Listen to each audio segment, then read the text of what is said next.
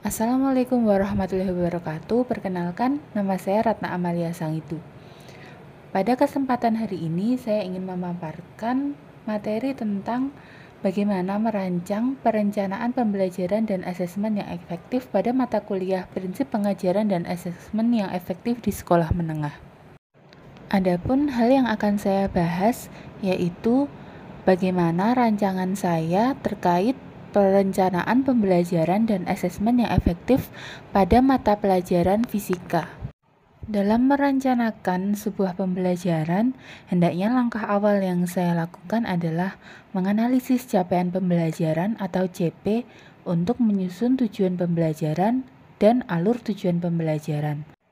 Saya akan menganalisis capaian pembelajaran fisika kelas 10 pada akhir fase E. Capaian pembelajarannya yaitu pada akhir fase E, peserta didik memiliki kemampuan untuk responsif terhadap isu-isu global dan berperan aktif dalam memberikan penyelesaian masalah.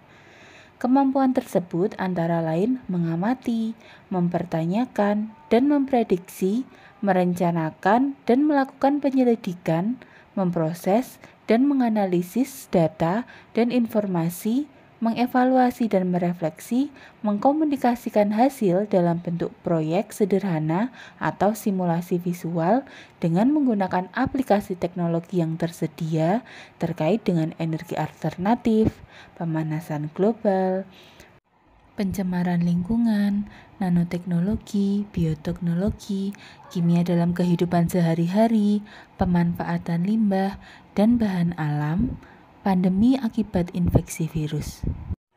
Semua upaya tersebut diarahkan pada pencapaian tujuan pembangunan yang berkelanjutan.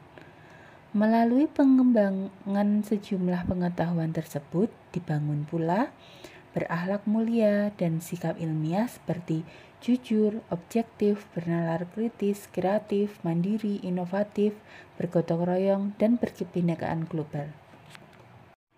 Materi yang akan saya ambil dalam rancangan pembelajaran asesmen yang efektif ini adalah pemanasan global. Adapun tujuan pembelajaran dan alur tujuan pembelajaran adalah sebagai berikut. Yang pertama, mengidentifikasi macam-macam gas rumah kaca. Yang kedua, mengidentifikasi penyebab terjadinya pemanasan global. Yang ketiga, menganalisis pemanasan global dan dampaknya bagi kehidupan serta lingkungan. Yang keempat, mengajukan gagasan untuk memperlambat dampak pemanasan global melalui produk, kemudian mengevaluasi, memperbaiki, dan mempresentasikan produknya secara lisan. Yang kelima, menyampaikan saran dan pendapat mengenai hal-hal yang harus dilakukan untuk mengurangi terjadinya pemanasan global. Setelah merumuskan tujuan pembelajaran dan alur tujuan pembelajaran, langkah selanjutnya yaitu merencanakan dan melaksanakan asesmen diagnostik. Setelah itu, barulah saya mengembangkan modul ajar. Pada materi ini, akan dilakukan tes diagnostik non-kognitif dengan menggunakan kuesioner. 3 hal yang ingin saya gali yaitu minat peserta didik. Minat peserta didik ini digunakan untuk membantu menentukan jenis tugas dan strategi pembelajaran yang akan dilaksanakan supaya sesuai dengan minat peserta didik. Yang kedua, saya mengidentifikasi gaya belajar peserta didik. Gaya belajar ini membantu untuk menganalisis kebutuhan belajar peserta didik yang terdiri dari visual, auditori, dan juga kinestetik. Yang ketiga yaitu profil orang tua.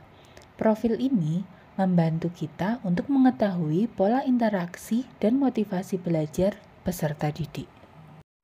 Adapun pertanyaan yang dapat diajukan untuk menggali minat peserta didik, yaitu pelajaran apa yang mereka sukai, pelajaran apa yang tidak mereka sukai, kemudian ekstrakurikuler apa yang mereka ikuti, kemudian kegiatan di sekolah seperti apa yang membuat peserta didik termotivasi, apa kegemaran peserta didik, dan apa cita-cita peserta didik.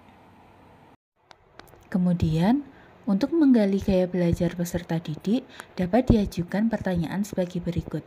Yang pertama, cara belajar seperti apa yang membuatmu mudah memahami pelajaran?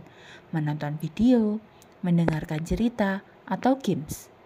Kemudian pertanyaan yang kedua, apa yang biasa kamu lakukan untuk memahami pelajaran? Bisa membuat gambar, catatan, atau diskusi. Kemudian pertanyaan yang ketiga, kegiatan apa yang membuat kamu fokus dalam belajar? Kemudian pertanyaan terkait profil orang tua peserta didik dapat berupa apa pekerjaan orang tuamu, apa latar pendidikan orang tuamu, bagaimana kondisi lingkungan di sekitar rumahmu, dan apa harapan orang tua terhadap dirimu. Setelah melakukan tes diagnostik, langkah selanjutnya adalah menyusun modul ajar yang berisi tujuan, strategi pembelajaran, model pembelajaran, media pembelajaran yang akan digunakan, dan juga asesmen yang akan digunakan sesuai dengan hasil analisis karakteristik peserta didik pada tes diagnostik. Langkah selanjutnya yaitu menyesuaikan proses pembelajaran dengan tahap capaian dan karakteristik peserta didik, dan juga mulai merencanakan, melaksanakan, dan mengolah asesmen informatif dan sumatif. Pada tahap menyesuaikan proses pembelajaran dengan tahap capaian dan karakteristik peserta didik, saya akan melakukan penyesuaian proses pembelajaran dan asesmen terhadap capaian pembelajaran dan karakter peserta didik yang sudah saya dapatkan pada analisis tes diagnostik. Kemudian, pada pembelajaran kali ini, saya akan melakukan tes formatif berupa penilaian sikap saat melakukan diskusi dan juga tes kognitif pada setiap pertemuan. Kemudian pada tahap akhir, saya akan melakukan tes sumatif berupa tes tertulis pada akhir pembelajaran. Setelah melakukan serangkaian asesmen, saya akan mengembalikan hasil penilaian sebagai bentuk umpan balik untuk peserta didik. Umpan balik yang saya bagikan nantinya berupa angka dan deskripsi. Hal ini saya lakukan supaya peserta didik dapat memahami kelemahan dan kelebihannya pada materi ini. Selain itu, pemberian umpan balik secara deskriptif juga diharapkan dapat menumbuhkan pola berpikir tumbuh.